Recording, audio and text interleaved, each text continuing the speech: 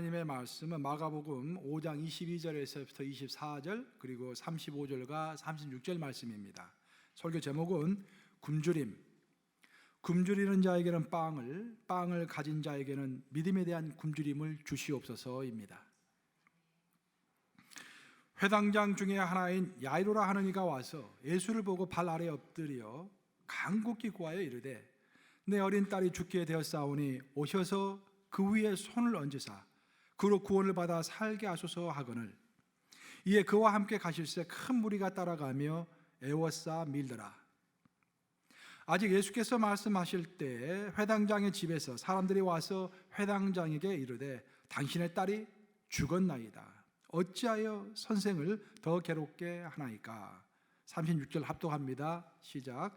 예수께서 그 하는 말을 곁에서 들으시고 회당장에게 이르시되 두려워하지 말고 믿기만 하라 하시고 살아계신 하나님의 말씀입니다. 한번 따라서 해볼까요? 두려워하지 말고 믿기만 하라. 오늘 설교의 주제입니다. 매년 포브스 잡지는 미국에서 제일 부자, 또 전 세계에서 제일 부자들 명단을 이렇게 쭉 발표합니다. 올해 2019년도에 포브스 잡지가 발표한 바에 따르면은 미국에서 제일 부자는 제프 베조스입니다. 아마존.com 창립한 제프 베조스가 1,310억 달러의 재산을 가지고 있다고 합니다. 야, 굉장히 많은 재산이에요. 제가 어렸을 때 한국에서 100억 달러 수출을 했다고 막 좋은 나라가 막 들썩거리고 막 잔치를 했던 게 엊그제 같은데 한 개인이 1,310억 달러를 가졌다는 게 보통 일 아닙니다.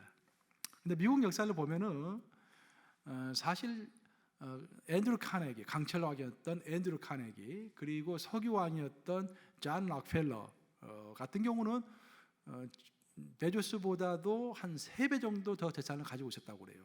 어마어마하게 부자죠. 그러면은 록펠러하고 카네기가 누가 더 부자였을까요? 거의 비슷합니다. 10억 달러 차이 정도가 난다고 그래요. 거의 비슷한데 록펠러가 좀 더 많았다고 그래요. 한 10억 달러 정도 더 많았다고 합니다.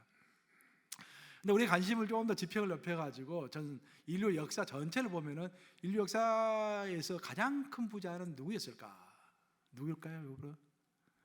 솔로몬이었을까요? 네. 솔로몬보다 훨씬 더 부자가 있었어요. 아이러니컬하게도 가난한 대륙인 아프리카 대륙에서 말리 왕국이라는 왕국이 있었습니다. 그 말리 왕국에서 1312년부터 1332년까지 한 20년간 왕으로 통치했던 만사무사 이름 여러분 몇 번 들어봤을 거예요. 그 만사무사가 황금왕으로서 인류 역사상 최고의 부자라고 합니다. 경제사학자들이 분석한 바에 따르면은 만사무사가 말리 제국의 왕을 하고 있을 때 전 세계에서 생산하는 금의 60%가 그 나라에서 나왔대요. 그리고 전 세계에서 생산하는 소금, 요즘은 아무것도 아니죠. 그 당시에는 상당히 귀한 거였는데 그 소금의 50%가 그 나라에서 나왔다고 합니다. 황금이 너무 많아가지고 이 만사무사가 이제 독실한 무슬림이었는데 메카로 성지순례를 하러 가는 중에 2만 명의 종들을 데려갔대요. 성지순례 하는데 그러다가 이제 이집트 카이로를 들리게 됐는데 이집트 카이로에서 금을 얼마나 많이 썼던지 너무 금이 많이 막 이제 시중에 돌아가지고 금값이 폭락을 했는데 그 금값을 이집트가 회복하는데 10년이 걸렸다고 그래요. 얼마나 금을 많이 썼는지 뭐 역사적인 사실로 나오니까 믿어야겠죠. 근데 이제 경제사학자들이 말하는 바에 따르면은 사실 만사무사보다도 더한 부자가 있을 수 있다. 그 부자는 누굴까? 그것은 왕으로서 인류 역사상 가장 큰 영토를 차지한 왕이 누굽니까? 징기스칸. 징기스칸이 전 지구의 땅의 4분의 1 이상을 차지했어요. 징기스칸이야말로 그 땅값만 하더라도 전부 왕거니까 어마어마하지 않느냐. 그래서 징기스칸이 제일 부자다. 그런 이야기도 또 있습니다. 사실 몽골이라는 나라는 여러분 아시다시피 이제 지구 전체로 보면은 변방에 속하는 고비 사막에 있는 조그만 나라입니다. 그렇죠? 고비 사막에 있는 조그만 그 별로 좋지 않은 땅에서 목축업을 하는 소수 민족이 바로 몽골 족속이었어요. 그 몽골 족속이 그렇게 가난하고 조그만 나라였는데 어떻게 해서 지구 역사상 가장 큰 제국을 만들 수 있었는가? 그게 퀘스천 마크인 거예요. 그 연구를 한 학자들에 따르면은 몽골 제국이 전 세계를 지배했던 가장 큰 중요한 원인은 그들이 가지고 있는 말 때문이었습니다. 말. 몽골 제국에는 이제 말이 많았어요. 말이. 왜냐하면은 땅이 좀 인구는 적고 땅은 넓다 보니까 말을 타고 자꾸 이제 다녀야만 서로 만날 수 있고 그래서 말들을 많이 길렀습니다. 그래서 몽골 사람들은 나이가 3살이 되면은 3살 때부터 말을 탄대요. 그리고 7살이 되면은 말을 아주 능숙하게 다룰 수 있습니다. 그리고 전쟁에 나가면은 군사 한 명이 말을 7마리씩 갖고 나간대요. 7마리씩. 그리고 돌아가면서 말 7마리를 돌아가면서 타는 거야. 그러니까 말 한 마리가 병사 한 명이 말 위에 혼자 앉아가지고 계속 한 마리 말만 몰면은 그 말이 금방 지칠 거 아닙니까? 근데 말이 7마리니까 돌아가면서 타니까 말들도 지치지 않고 속도가 굉장히 빠른 거예요. 더 중요한 것은 이제 이 몽골 군사들은 군량미가 필요 없습니다. 군량미가 보급병이 필요 없는 거예요. 사실 고대 전쟁사를 읽어보면요, 고대 전쟁에서는 10만 명이 나가서 싸우면요, 10만 군사라고 하잖아요. 10만 명 중에서 한 6만 내지 7만 명은 보급병들입니다. 먼 자기 나라에서 식량을 끌어 나르는 보급병들이요. 그리고 사실 앞에서 나가서 싸우는 군사는 3만에서 4만 정도밖에 안 됩니다. 30-40%밖에 안 됩니다. 그런데 몽골 사람들은 일단 수가 적잖아요. 이제 전쟁에 나갈 때 일단 말 한 마리를 쫙 잡습니다. 말 한 마리 잡아가지고 포를 딱 떠요. 말려가지고 그걸 이제 싣고 가는 거예요. 그리고 냄비 하나만 딱 들고 갑니다. 한참 가다가 배가 고프잖아요. 그러면은 냄비에다 물을 가득 넣고 냄비에다 끓입니다. 그 포를 딱 집어넣으면은 그게 이제 샤브샤브가 되는 거예요. 이제. 그래서 샤브샤브가 원래 몽골에서 나왔어요, 여러분들. 그거 아셔야 돼요. 그래서 뭐 밥 먹을 시간을 낭비할 것도 없고 말은 엄청나게 빨리 달리고 그러니까 그 기동력 그리고 그 샤브샤브의 힘, 이 두 가지 힘으로 전 세계를 이렇게 지배한 거예요. 이게 제가 이런 이야기를 길게 들은 이유는 뭐냐면은 조그마한 몽골이 전 세계를 지배할 수 있었던 가장 근본적인 이유는 자신들이 그렇게 흔하게 가지고 있는 그 말을 잘 활용했기 때문에 군량으로도 활용하고 정말 자기를 운송수단으로서도 잘 활용했기 때문에 그 말 때문에 전 세계를 지배할 수 있었던 거예요. 그러면 그것을 우리에게 적용해가지고 우리 기독인들이 가지고 있는 가장 흔하게 가지고 있는 것 중에서 잘만 활용을 하면 어마어마한 힘을 발휘할 수 있는 것이 무엇일까? 그게 뭐겠어요, 여러분? 그게 바로 믿음인 것입니다. 믿음. 우리가 다 믿음을 가지고 있잖아요. 뭐 적게 가지고 있냐 많이 가지고 있냐 그 차이가 있을 뿐이지 우리 모두에게는 믿음이 있습니다. 근데 우리가 그 가지고 있는 믿음을 어떻게 활용하느냐에 따라서 어마어마한 일들을 할 수 있다라는 것이 오늘 본문의 주제인 것입니다.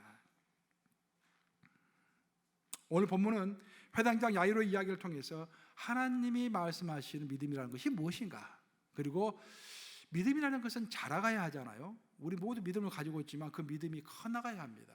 처음에는 겨자씨만한 믿음밖에 없죠. 그 믿음이 자꾸 키워나가야 하는데 키워나갈 때 어떤 도전이 있는 것인가를 설명하고 있는 그런 구절입니다.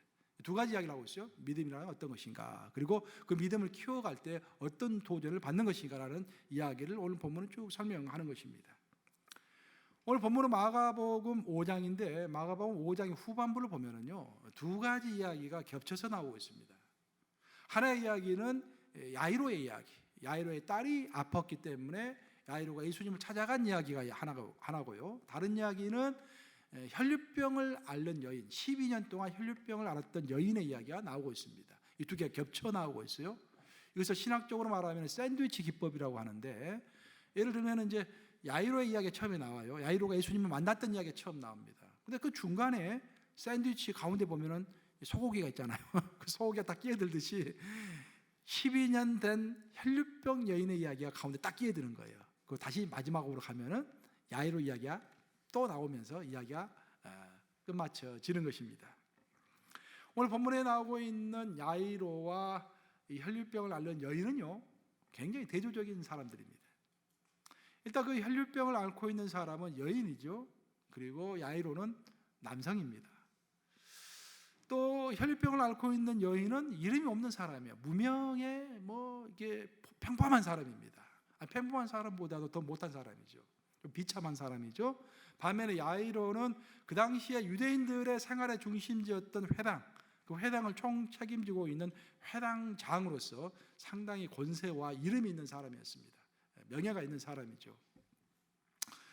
또 경제적인 면만 보더라도 그 여인은 12년 동안 고생하면서 그 병을 낫게 하기 위하여 의사들을 많이 찾아다녔습니다.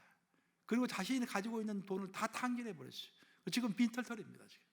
근데 야이로의 경우에는 오늘 본문을 끝까지 쭉 읽어보면은 야이로의 딸이 이제 한때 죽었지 않습니까? 예수님이 또 나중에 살려주시지만 죽었을 때 전문적으로 곡하면서 울 수 있는 사람들을 고용할 정도로 야이로는 풍족한 사람이었습니다. 근데 결정적으로 이제 또 문제가 됐던 것은 뭐냐면은 야이로의 딸이 몇 살이었습니까, 여러분? 12살. 혈류병을 앓는 여인은 몇 년간 혈류병을 앓았습니까? 12년. 이게 중요해요. 그 야이로가 딸을 굉장히 사랑했던 것 같아요. 야이로의 딸은 태어날 때부터 금수저를 물고 태어나서 아빠의 사랑을 듬뿍 받았습니다. 12년 동안 아빠가 사랑해줬어요. 이렇게 크게. 근데 그 똑같은 그 12년 동안 혈류병을 앓는 여인은 혈류병을 앓으면서 모든 사람으로부터 외면당하는 정말로 외롭고 힘든 불행한 삶을 살았습니다. 특히 혈류병이라는 게 뭡니까, 여러분? 혈류병이라는 게 하혈이 멈추지 않는 게 혈류병이에요. 그 혈류병은 레이기에 보면은 유대 정결법상 부정한 병입니다. 부정한 병이라는 의미는 뭐냐면은 그 사람이 혈류병을 앓고 있으면은 사람이 그 사람에게 손을 대면 안 돼요. 그럼 그 사람도 손을 댄 사람도 부정하게 되는 것입니다. 그래서 모든 사람들이 그 사람을 피할 수밖에 없는 것입니다. 그 여인 스스로가 피해야죠. 아마 가족들도 멀리 있었을 거예요. 떨어져 있었을 거예요. 그래서 굉장히 사회로부터 소외당하고 외로움 처지에 있는 그 여인이었다라는 것입니다. 이렇게 소망 없는 여인에게 하루는 소망이 생겼어요. 사람들이 예수의 이야기를 하는 거야. 들어보니까 예수가 아주 신통력이 있대.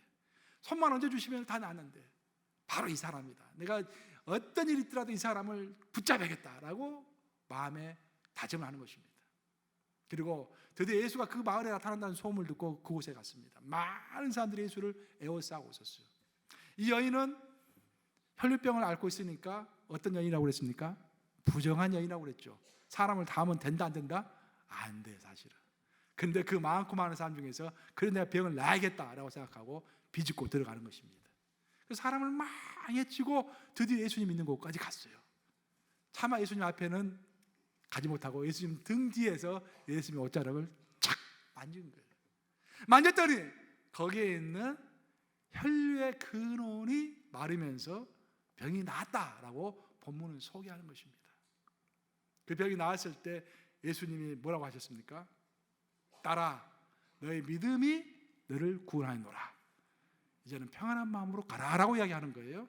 결국 그녀의 믿음만이 예수의 옷자락만 닿으면 낫는다라는 그 믿음이 그녀를 구원한 것입니다. 이렇게 성경에서는 아주 위대한 역사가 이제 이렇게 펼쳐졌는데 사실 모든 사람들이 그 광경을 보고 다 감동했죠. 다 놀랐죠. 근데 딱 한 사람만 속이 타는 사람이 있었어. 그 옆에서. 누가 속이 탈까요? 야이로는 속이 타는 거야. 지금 자기 딸이 금방 죽느냐 사느냐 문제가 달려있기 때문에 예수님이 빨리 가야 하는데 예수님이 그 여인 때문에 지체해가지고 거기서 시간을 지체하고 있으니까 얼마나 속이 타겠습니까? 그렇죠? 야이로는 속으로 아주 막 힘냈을 거예요. 예수님 지금 빨리 가셔야 하는데 여기서 시간 지체하면 안 되는데 한참 이렇게 속이 타고 있었습니다. 여기서 하나님께서 우리에게 큰 교훈을 주세요. 그것은 뭐냐면은 이렇게 지체되는 시간이 오히려 우리의 믿음을 성장시키는 시간이다라는 것입니다. 많은 경우에 우리가 기도하죠. 근데 기도 응답이 늦어질 때가 있지 않습니까? 왜 그럴까? 그것은 많은 경우에 하나님께서 우리의 믿음을 더 성장시키고 더 깊게 하기 위해서 성숙한 믿음으로 빚어가시기 위해서 기도를 고의적으로 천천히 하시는 것입니다. 예를 들어 보면은 나사로가 아프다는 소식을 들었어요. 예수님이 나사로가 굉장히 위중하다는 소식을 들었습니다. 근데 예수님은 그 소식을 듣고 급히 나사로를 찾아갔습니까? 안 갔습니까? 안 가셨어요. 예수님은 나사로가 죽기까지 기다리고 계셨어요. 가지 않으시고 그 나사로가 다 죽었을 때 그때서 나사로를 찾아가신 거예요. 왜 그랬을까요? 나사로 부활할 거죠. 나사로의 믿음, 그리고 그 동생들인 마리아와 마르다의 믿음, 그 마을 사람들의 믿음을 더 키워주기 위해서, 예수님의 권세가 뭔가를 확실히 보여주기 위해서 고의로 예수님은 나사로를 찾아가는 시간을 늦춘 것입니다. 야이로도 마찬가지입니다. 야이로도 얼마든지 예수님이 빨리 가려면 빨리 갈 수 있었는데 오늘 본문 보시면 예수님이 천천히 가시는 것 같아요. 야이로는 속이 탑니다. 지금 사실 또 다른 이야기가 우리 또 알고 있죠. 예수님께서 백부장이 한번 예수님에게 찾아왔습니다. 백부장이 예수님에게 말합니다. 우리 하인이 지금 죽게 생겼습니다. 병이 생겼습니다. 좀 낫게 해주세요. 예수님이 뭐라 합니까? 자, 같이 가자. 그때 백부장이 뭐라 합니까? 우리 집에 올 필요 없습니다. 명령만 하시면 낫습니다. 예수님께서 하신 말씀이, 이야, 이 유대 사람 중에서도 이런 믿음이 없는데 어찌 이방인이 이런 믿음을 가졌느냐. 그러면서 명령하시죠. 이미 낫다, 가라. 그만 보더라도 사실 야이로도 마찬가지잖아요. 예수님이 굳이 갈 필요 없잖아요. 야이로하고 같이 갈 필요 없이 너의 딸이 다 나았다, 가서 봐라. 그러면 될 거 아닙니까? 근데 예수님은 그렇게 하지 않으셨어요. 누구의 믿음을 키워주기 위해서? 야이로의 믿음을 키워주기 위해서입니다. 야이로는 지금 종교 지도자이죠. 영적 지도자입니다. 그의 믿음을 키워주기 위하여 고의로 이 모든 과정을 겪게 하는 것입니다. 예수님은 야이로를 데리고 천천히 또 길을 가십니다. 그때 야이로는 청청병력과 같은 소식을 듣게 돼요. 사람이 와서 이렇게 이야기합니다. 당신의 딸이 이미 죽었습니다. 그러니 이제 예수를 괴롭게 하지 마시고 예수가 와도 필요 없으니까 이제 예수 돌려보내세요. 그렇게 이야기합니다. 그때 야이로가 얼마나 힘들었겠습니까? 마음이 무너졌겠죠. 실망과 좌절이 그를 엄습했을 것입니다. 자, 예수님을 돌려보내야 할까? 아니면 끝까지 예수님과 거기 한번 집까지 가볼까? 이렇게 망설이고 있었을 거예요. 바로 그때 예수님이 놀라운 말씀하십니다. 두려워하지 말고 믿기만 해라. 그때 하신 말씀이에요. 우리 한번 따라서 해볼까요? 두려워하지 말고 믿기만 하라. 왜 두려워합니까? 이제는 소망이 없어져 버린 거예요. 그렇죠? 딸이 이미 죽은 것입니다. 이제까지는 소망이 있었어요. 예수님이 우리 집에 오기만 하면은 내 딸이 나을 수 있다라는 소망이 있었죠. 근데 그 소망이 없어져 버린 거예요. 내가 지금 사업이 왔다 갔다 해. 근데 내가 기도하고 있어. 예수님이 도와주시면 사업이 일어날 거라고 생각했어. 근데 오늘 연락이 왔습니다. 오늘 뱅크럽이 됐다고, 부도수표 났다고 연락이 왔어요. 그럼 소망이 없어져 버린 거예요. 그렇죠? 내 인간의 힘으로 어떻게 할 수가 없을 것 같아요. 모든 게 다 끝나버린 것 같아. 그때 예수님 우리에게 뭐라 하십니까? 두려워하지 말라, 오직 믿기만 해라 라고 말씀하시는 거예요. 왜냐하면 믿음 안에가 모든 것이 달려있기 때문입니다. 사실 믿음 안에가 우리의 미래 모든 것이 다 믿음 안에 들어있는 거예요. 여러분, 우리가 운명을 만들어갑니까? 아니면 우리의 운명이 정해져 있는 것입니까? 두 가지예요. 두 가지 다예요. 성경이 이렇게 합니다. 큰 인류의 역사는 하나님이 다 예정하셨어요. 그 길을 우리는 가고 있는 것입니다. 근데 그 큰 정해진 틀 안에서 우리의 역사는 하나님과 우리가 함께 만들어가는 겁니다. 예를 들어서 여러분, 그래서 운명을 물풍선에 많이 비유를 해요. 물풍선, 풍선 있잖아요. 풍선에다 물을 붓습니다. 그러면은 물을 이렇게 한 바가지 부으면은 이것이 이제 이 정도가 믿음의 이제 우리 운명의 분량이에요. 근데 그 물풍선을 내가 위에서 이렇게 집으면은 이런 모양이 되고, 밑에서도 이렇게 집으면은 이런 모양이 또 되잖아요. 물풍선이 내가 어떻게 잡느냐에 따라서 모양이 바뀌지 않습니까? 그것이 바로 우리의 운명이에요. 하나님 안에서 내가 어떻게 믿음을 가지고 기도하느냐, 내가 어떻게 믿음의 시도를 하느냐. 오늘 아까 레리 목사님이 하겠지만 컴포트 존에 머물지 않고 내가 어떻게 믿음의 도전을 하느냐. 믿는 것을 믿고 막 가만히 앉아있는 것이 아니라 믿고 있는 것을 어떻게 시도하느냐, 또 내가 무엇을 기도하느냐에 따라서 내 운명이 바뀌어진다는 거예요. 그렇죠? 그래서 하나님은 야이로에게 이야기합니다. 너 지금 상황이 너무 급박하지. 그저 두려워하지 말아라.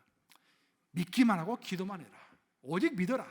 그러면은 너의 운명이 바뀔 수 있다라는 그런 이야기를 하시는 거예요. 자, 야이로는 순간 그 혼란스러운 마음을 정리합니다. 그래, 여기서 마지막까지 우리 예수님과 함께 한번 가보자. 그리고 예수님을 데리고 끝까지 집에 가는 것입니다. 그리고 마침내 집에 도착했을 때 거기서 기적이 일어나죠. 야이로의 딸이 살아나는 것입니다. 예수님으로 인하여서 살아나는 것입니다. 자, 이 짤막한 이야기지만 여러분들, 이 짤막한 이야기에 우리의 믿음의 여정이 다 설명되어 있습니다. 우리가 처음에 신앙생활 할 때 아주 큰 좋은 믿음으로 시작을 하죠. 세례 받을 때 주변 사람도 다 축복해 주고, 세례 받고 새 믿음을 시작했을 때 보면은 하늘이 그냥 새롭게 보이잖아요. 모든 사람들이 나에게 다 친절한 것 같고 다 좋잖아요. 근데 그 믿음 생활을 좀 하다 보면 1년, 2년, 10년, 20년 하다 보면은 많은 어려운 것들을 당하지 않습니까? 세상 이야기로 말하면 더러운 꼴이라고 하는 뭐 그런 것까지 표현을 해요. 사람들이 보면은 아주 여러 가지 일을 당합니다. 그러면서 믿음을 포기하고 싶을 때가 있는 거예요. 환경이 자꾸 변합니다. 내 마음도 변합니다. 오늘 본문도 마찬가지예요.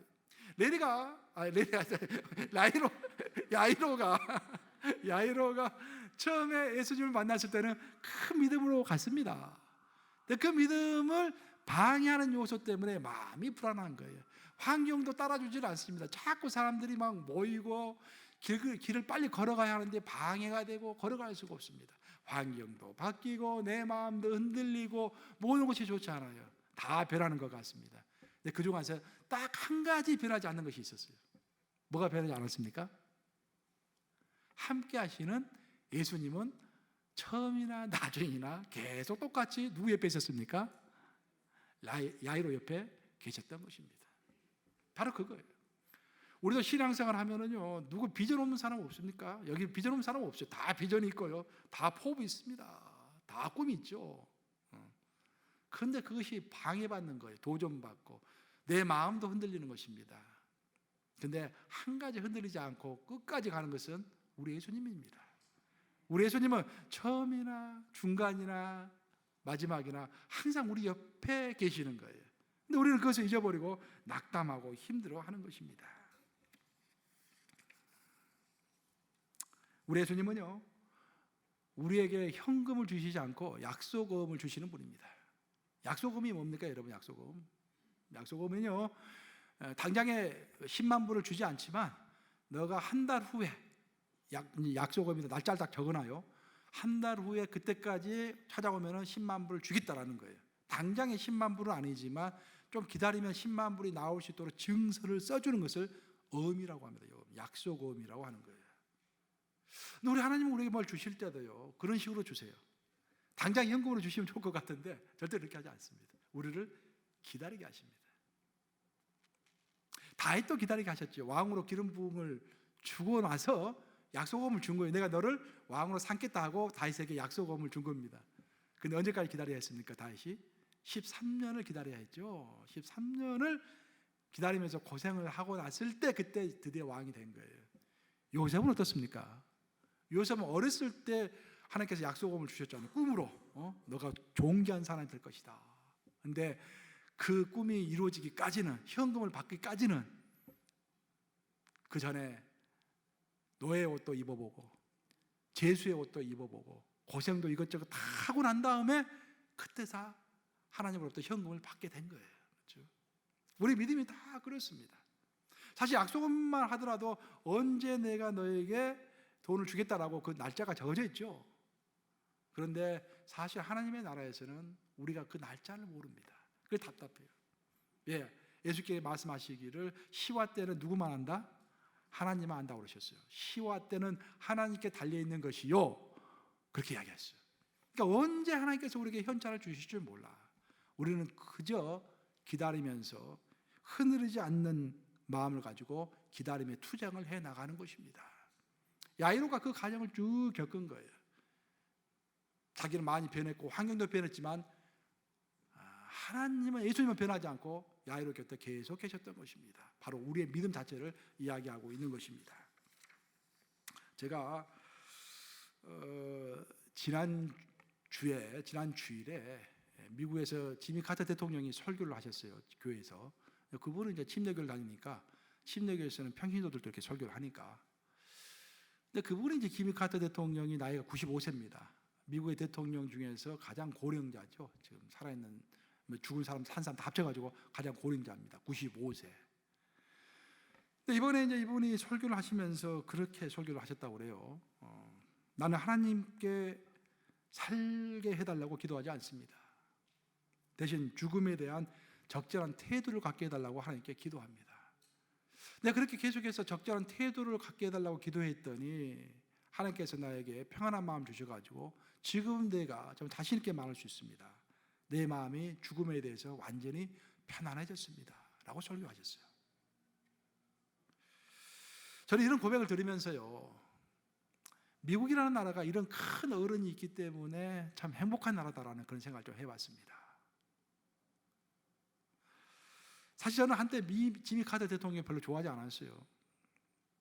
카터 대통령이 대통령을 하던 시절에는요, 미국의 외교 정책이 완전히 그냥 다 망가졌고요, 실패를 많이 했고, 특별히 카터 대통령은 미국의 금융 자본가들하고 긴밀히 연결되어 있는, 또 그래서 대통령이 된 사람 아닙니까? 저는 젊은 정치학도로서 그 모든 사정을 다 알았기 때문에 썩 좋아하지 않았어요. 그분이 대통령을 할 때는 아주 작게 보였어요, 사람이. 그런데 대통령을 끝내고 나서 시작한 그의 인생은 어마어마한 인생이었습니다. 나에게 엄청난 영감을 주는 거예요. 굉장한 삶을 지금 살고 있는 것입니다. 그는 대통령으로 있을 때보다도 대통령이 된 이후에, 대통령 자리에서 물러난 이후에 정말로 큰 어른이 되어가지고 많은 사람들에게 인스피레이션, 영감을 좀 주고 있는 것입니다. 이 모든 것이 카터 대통령이 하나님 앞에서 더 큰 믿음, 더 진실한 믿음을 향한 굶주림을 가지고 기도하기 때문에 벌어지는 사건들이에요. 오늘날 이게 한국이 이렇게 왜 힘들까? 한국이 굉장히 어지럽고 힘들지 않습니까? 한국이 어지럽고 힘든 이유는 어른이 없기 때문입니다. 어른이 없기 때문에. 옛날에 우리 한경진 목사님도 계셨고, 또 김중건 목사님도 계셨고, 김수환 추기영도 계셨고, 그리고 옥하는 목사까지 이 어른들이 있었어요. 큰 어른들이 있었어요. 믿음으로 우리를 인도하는 큰 어른들이 있었습니다.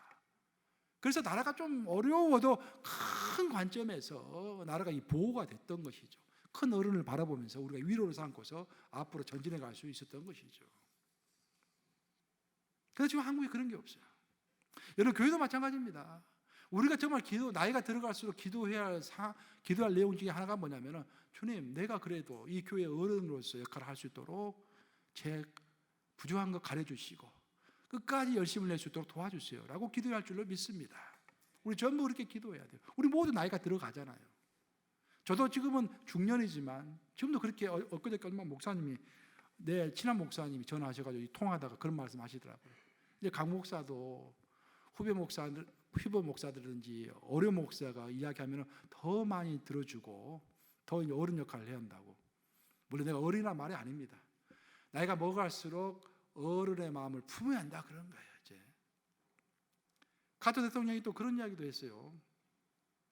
도움을 요청하는 곳에 미국은 꼭 가야 한다.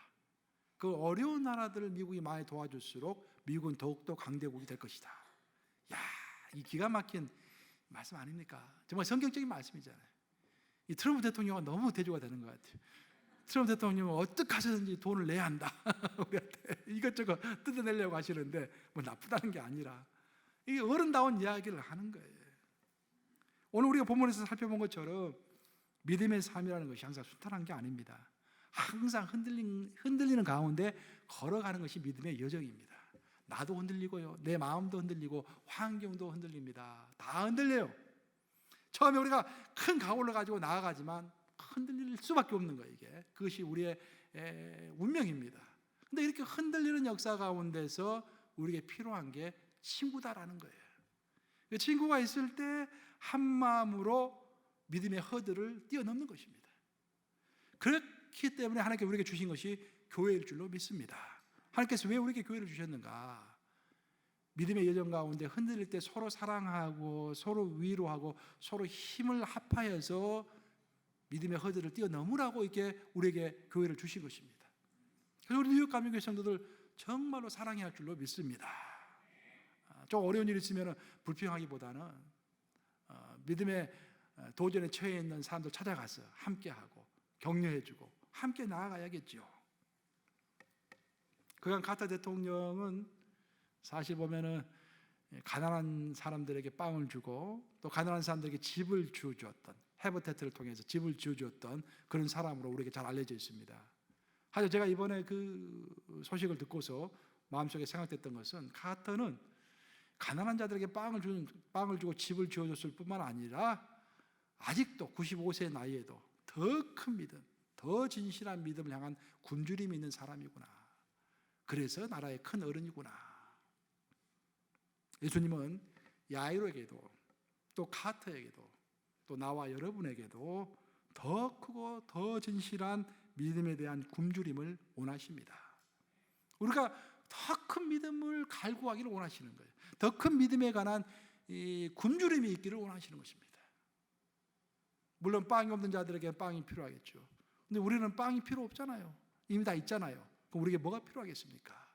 우리에게는 믿음에 관한 굶주림이 필요할 줄로 믿습니다. 그걸 향해서 가야 할 줄로 믿습니다. 이를 기억하면서 흔들리더라도 더 큰 믿음의 굶주림을 가지고 서로가 서로를 도와서 끝까지 믿음의 여정을 다 완수하시는 저와 여러분 되시기를 우리 주님의 이름으로 축복합니다.